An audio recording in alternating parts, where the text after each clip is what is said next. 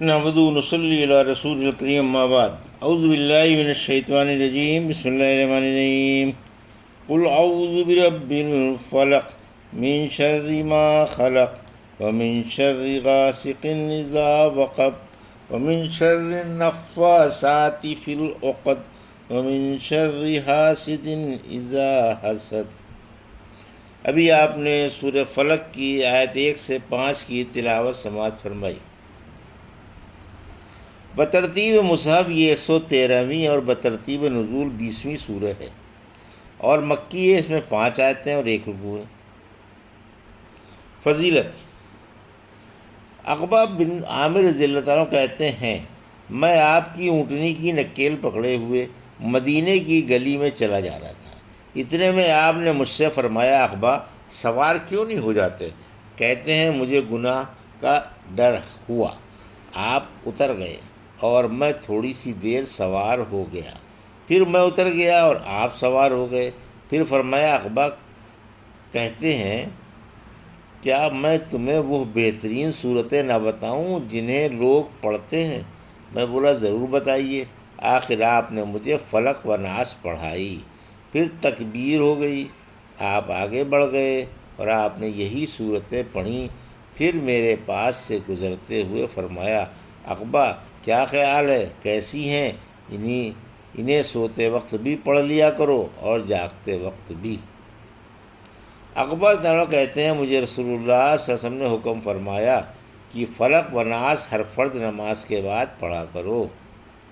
سورہ فلق اور سورہ ناس پڑھا کرو، کیونکہ ان جیسی صورتیں تم نے پڑھی ہی نہیں۔ بیماریاں دور کرنے کا عمل صدیقہ فالی حدیث کی، رسول اللہ صلی اللہ علیہ وسلم انہیں پڑھ کر ہاتھوں پر دم کر کے ہاتھوں کو سر اور چہرے اور تمام جسم پر پھیر لیا کرتے تھے۔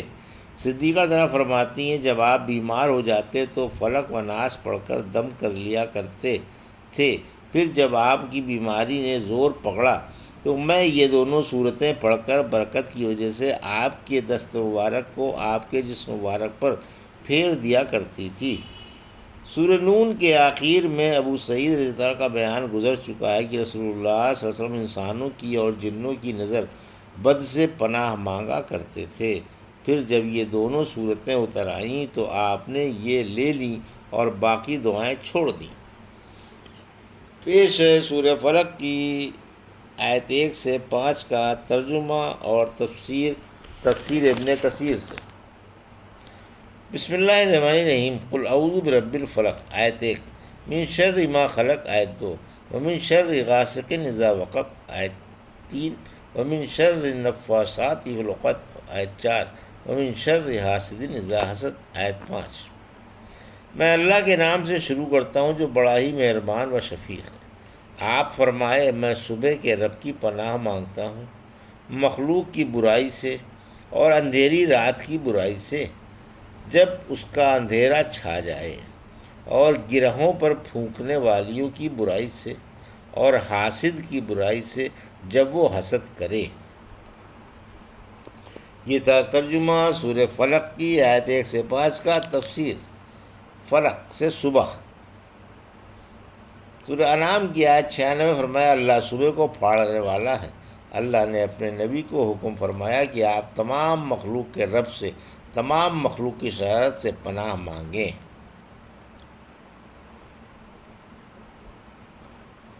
غاسق کی تفسیر: غاسق سے اندھیری رات مراد ہے۔ وقب یعنی جب سورج ڈوب جائے اور دنیا پر رات کا اندھیرا چھا جائے۔ آیت 4-5 یعنی ڈائنوں اور جادوگرنیوں کی برائی سے اللہ کی پناہ، جب کہ وہ گروہوں پر پھونک ماریں، اور ہر حاسد کے شر سے۔ نبی کریم صلی اللہ علیہ وسلم پر ایک یہودی نے جادو کر دیا تھا۔ زید بن ارقم کہتے ہیں کہ رحمت عالم صلی اللہ علیہ وسلم پر ایک یہودی نے جادو کر دیا تھا، جس سے آپ چند دن بیمار رہے۔ پھر آپ سے حضرت جبرائیل علیہ السلام نے آ کر کہا کہ ایک یہودی نے آپ پر جادو کر دیا ہے اور چند گرہوں پر منتر پڑھ کر فلاں کنویں میں دفن کر دیا ہے، آپ اسے اکھڑوا کر منگوا لیں۔ چنانچہ آپ نے اسے نکلوا لیا اور اسے کھول دیا۔ اس کے کھلتے ہی آپ کھڑے ہو گئے جیسے کسی نے آپ کو رسی سے کھول دیا ہو۔ آپ نے اس کا ذکر تک اس یہودی سے نہیں کیا اور نہ اسے آخری دم تک دیکھا۔ صدیقہ نہ فرماتی ہیں آپ صلی اللہ علیہ وسلم پر جادو کیا گیا، آپ کو وہم ہوتا تھا کہ آپ عورتوں کے پاس آئے ہیں، حالانکہ ایسا نہ ہوتا تھا۔ سفیان رضی اللہ عنہ فرماتے ہیں جب کسی کی ایسی حالت ہو جائے تو اس پر سخت قسم کا جادو ہوتا ہے۔ ایک دن آپ نے فرمایا عائشہ تمہیں معلوم ہے کہ میں اللہ سے جو بات پوچھ رہا تھا وہ اس نے مجھے بتا دی۔ میرے پاس دو شخص آئے، ایک سرہانے بیٹھ گیا اور ایک پایتی۔ سرہانے والے نے پایتی والے سے کہا ان کا کیا حال ہے؟ وہ بولا ان پر جادو ہے۔ پوچھا کس نے کیا ہے؟ بولا لبید بن عاصم نے، جو منافق ہے اور بنو زرق کا خبو یہودیوں کے حلیف ہیں، اور بنو زرق کا جو یہودیوں کے حلیف ہیں آدمی ہے۔ پوچھا کس چیز میں جادو ہے؟ بولا سر کے بالوں میں اور کنگھی میں۔ پوچھا بال اور کنگھی کہاں ہیں؟ بولا کھجور کے درخت کی چھال میں جو ایک پتھر کے نیچے ہیں، جو زروان والے کنویں میں ہے۔ آخر آپ نے اس کنویں پر جا کر پتھر کے نیچے سے وہ کنگھی اور بال نکلوا لیے اور فرمایا اسی کنویں کو مجھے خواب میں دکھایا گیا تھا، اس کا پانی اس قدر متغیر تھا جیسے اس میں ہنا ڈال دی گئی ہو، اور اس باغ میں شیطان کے سر کی طرح لمبی لمبی کھجوریں تھیں۔ میں نے کہا آپ نے اس سے انتقام نہیں لیا؟ فرمایا اللہ نے مجھے تندرستی دے دی، اب میں اس کی برائی کسی پر پھیلانا اچھا نہیں سمجھتا۔ الحمدللہ سورہ فلق کی تفسیر تمام ہوئی۔ بسم اللہ الرحمن الرحیم۔ قل اعوذ برب الناس ملک الناس الہ الناس من شر الوسواس الخناس الذی یوسوس فی صدور الناس من الجنۃ والناس۔ ابھی آپ نے سورہ ناس کی آیت 1 سے 6 کی تلاوت سماعت فرمائی۔ بترتیب مصحف 114ویں اور بترتیب نزول 19ویں اور مکی سورہ ہے۔ اس میں 6 آیتیں اور 1 رکوع ہے۔ پیش ہے ان آیتوں کا ترجمہ اور تفسیر ابن کثیر سے۔ بسم اللہ الرحمن الرحیم۔ قل اعوذ برب الناس آیت 1، ملک الناس آیت 2، الہ الناس آیت 3، من شر الوسواس الخناس آیت 4، الذی یوسوس فی صدور الناس آیت 5، من الجنۃ والناس آیت 6۔ میں اللہ کے نام سے شروع کرتا ہوں جو بڑا ہی مہربان و شفیع ہے۔ آپ فرما دیں میں لوگوں کے رب سے، لوگوں کے بادشاہ سے اور لوگوں کے معبود سے شیطانی وسوسوں کی برائی سے پناہ مانگتا ہوں جو لوگوں کے دلوں میں وسوسے ڈالتا رہتا ہے، خواہ وہ جن ہو یا انسان۔ یہ تھا ترجمہ سورہ ناس کی آیت 1 سے 6 کا تفسیر۔ شیطان سے حفاظت کے لیے کس کی پناہ مانگی جائے؟ اس صورت میں اللہ کی 3 صفتوں کا بیان ہے، ربوبیت، ملوکیت اور الوہیت۔ لہذا اللہ ہر چیز کا رب ہے، ہر چیز کا بادشاہ ہے اور ہر چیز کا معبود ہے، اور تمام چیزیں مخلوق، مملوک اور اس کی لونڈی غلام ہیں۔ پناہ مانگنے والے کو حکم ہوا کہ جس میں یہ تینوں کمال بیک وقت پائے جائیں، وسوسہ ڈال کر پیچھے ہٹ جانے والے کی برائی سے اسی کی پناہ مانگنی چاہیے، کیونکہ وہ ایسے خبیث پر بخوبی قادر ہے، کوئی اور قادر نہیں۔ وسواس و خناس شیطان ہے جو انسان پر تعینات ہے، کیونکہ ہر آدمی کا ساتھی ایک پیدائشی شیطان ہے جو اس کے سامنے برے کام اچھی صورتوں میں پیش کرتا رہتا ہے اور برائیوں کو نیکیوں کا لبادہ اڑا کر ان پر اسے آمادہ کرتا رہتا ہے۔ قرین یا ساتھی دھوکہ دینے میں کوئی دقیقہ اٹھا کر نہیں رکھتا، اس سے محفوظ وہی رہ سکتا ہے جس سے اللہ محفوظ رکھے۔ صحیح حدیث میں ہے کہ ہر شخص پر ایک قرین مسلط کر دیا گیا ہے۔ صحابہ نے پوچھا کہ اے اللہ کے رسول صلی اللہ علیہ وسلم آپ پر بھی؟ فرمایا مجھ پر بھی، مگر اللہ نے میری مدد فرمائی اور اسے میرا فرما بردار بنا دیا، اب وہ مجھے بھلائی ہی کی ترغیب دیتا ہے۔ نبی صلی اللہ علیہ وسلم کی احتیاط۔ ایک دفعہ رحمت عالم صلی اللہ علیہ وسلم اعتکاف میں تھے۔ صفیہ رضی اللہ عنہا آپ سے ملنے گئی اور دیر تک آپ سے باتیں کرتی رہیں۔ رات زیادہ ہو گئی تھی، آپ انہیں پہنچانے کے لیے مسجد سے نکلے۔ راہ میں دو انصاریوں سے مٹبھیڑ ہو گئی۔ یہ دونوں آپ کو دیکھ کر تیزی سے آگے بڑھنے لگے۔ فرمایا ذرا ٹھہرو، یہ صفیہ بنت حی ہیں۔ وہ بولے یا رسول اللہ صلی اللہ علیہ وسلم سبحان اللہ، ہمیں کوئی شبہ نہیں۔ فرمایا شیطان انسان کی رگ رگ میں خون کی طرح دوڑتا ہے، مجھے خیال آیا کہیں تمہارے دل میں بدگمانی پیدا نہ ہو کر دے۔ شیطان انسان کے دل پر ہاتھ رکھے ہوئے ہے، شیطان انسان کے دل پر ہاتھ رکھے ہوئے ہے۔ اگر انسان اللہ کا ذکر کرتا ہے تو یہ ہاتھ اٹھا کر پیچھے ہٹ جاتا ہے، اور اگر غافل ہو جاتا ہے تو اس کا دل اپنی مٹھی میں لے لیتا ہے۔ یہی وسوسہ ڈالنے والا اور پیچھے ہٹ جانے والا ہے۔ شیطان ذکر اللہ سے ذلیل ہو کر سکڑ جاتا ہے۔ آیت 3۔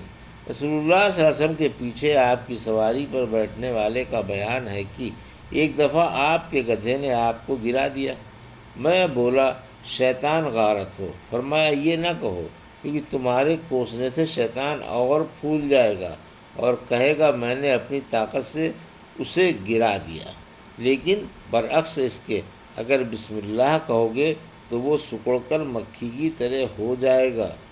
معلوم ہوا کہ جب دل اللہ کا ذکر کرتا ہے تو شیطان سکڑ جاتا ہے اور ہار جاتا ہے، اور ذکر چھوڑ دینے سے وہ گدھے کی طرح پھول جاتا ہے اور غلبہ پا لیتا ہے۔ آیت 4۔ نماز میں شیطان کی تھپکی۔ مسجد میں نمازی کے پاس شیطان آ کر اسے تھپکتا ہے جیسے انسان اپنے جانور کو تھپکتا ہے۔ پھر اگر یہ خاموش کھڑا رہتا ہے تو شیطان اس کی ناک میں نکیل اور منہ میں لگام چڑھا دیتا ہے۔ ابو ہریرہ کہتے ہیں تم اسے دیکھتے بھی ہو؟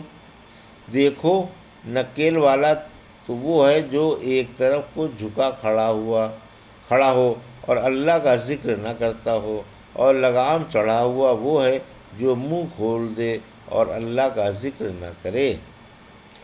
وسواس کی تفسیر۔ ابن عباس فرماتے ہیں وسواس وہ شیطان ہے جو انسان کو برائی پر ابھارتا ہے، پھر جب انسان اس کی بات مان لیتا ہے تو یہ خوشی خوشی ہٹ جاتا ہے۔ آیت 5۔ شیطان انسانوں اور جنوں کے دلوں میں وسوسے ڈالتا رہتا ہے۔ آیت 6۔ یہی وسوسے ڈالنے والا خواہ جن ہو یا انسان۔ سورہ انعام کی آیت 112 فرمایا اسی طرح ہم نے ہر نبی کے دشمن شیطان بنا دیے، خواہ وہ انسان ہو یا جن، کہ ایک دوسرے کے دل میں بات بنا سنوار کر ڈالتے رہتے ہیں تاکہ دھوکے میں پڑ جائیں۔ شیطان جن و انسان دونوں میں سے ہوتے ہیں۔ ابو ذر رضی اللہ عنہ فرماتے ہیں میں مسجد میں رسول اللہ صلی اللہ علیہ وسلم کے پاس آ کر بیٹھ گیا۔ پوچھا نماز پڑھ لی؟ میں بولا نہیں۔ فرمایا پڑھ لو۔ آخر میں نے اٹھ کر نماز پڑھی اور پھر آپ کے پاس آ کر بیٹھ گیا۔ فرمایا ابو ذر، انسانی اور جناتی شیطانوں کی شرارت سے اللہ کی پناہ مانگو۔ میں نے کہا اے اللہ کے رسول صلی اللہ علیہ وسلم کیا انسانی شیطان بھی ہوتے ہیں؟ فرمایا ہاں۔ میں نے پوچھا نماز کیا ہے؟ فرمایا خیر و برکت، خواہ کو کوئی کم اٹھائے یا زیادہ۔ پوچھا روزہ کیا ہے؟ فرمایا ایک فریضہ ہے جو کافی ہونے والا ہے اور اللہ کے پاس مزید انعام بھی ہے۔ پوچھا صدقہ کیا ہے؟ فرمایا اس کا قیامت کے دن کئی گنا بڑھا کر بدلہ دیا جائے گا۔ پوچھا کون سا صدقہ افضل ہے؟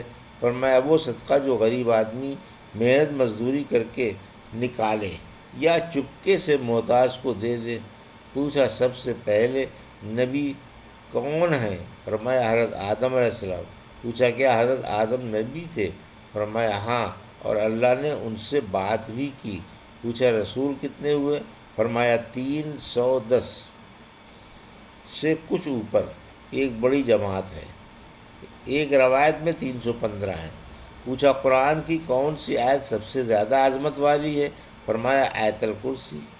ابن عباس فرماتے ہیں کسی نے نبی صلی اللہ علیہ وسلم سے کہا میرے دل میں ایسے ایسے وسوسے آتے ہیں کہ انہیں بیان کرنے سے میں یہ اچھا سمجھتا ہوں کہ اوپر سے گر کر مر جاؤں۔ فرمایا اللہ اکبر، اللہ اکبر، اسی اللہ کی بڑائیاں ہیں جس نے شیطان کے مکر و فریب کو وسوسوں کی طرف لوٹا دیا۔ الحمدللہ سورہ ناس کی تفسیر تمام ہوئی۔ ابھی آپ نے سورہ فلق کی آیت 1 سے 5 کی اور سورہ ناس کی آیت 1 سے 6 کا ترجمہ اور تفسیر سماعت فرمائی۔ بارک اللہ علی ولکم فی القرآن الحکیم نفعنا ایاکم بآیات الذکر الحکیم۔ آج الحمدللہ قرآن اپنے اہتمام پر پہنچ گیا۔ اللہ میری اس محنت کو قبول فرمائے اور آخرت کے لیے صدقہ، آخرت کے لیے ہمارے توشہ یا آخرت کے لیے ہمارے اس کا اجر عطا فرمائے، آمین۔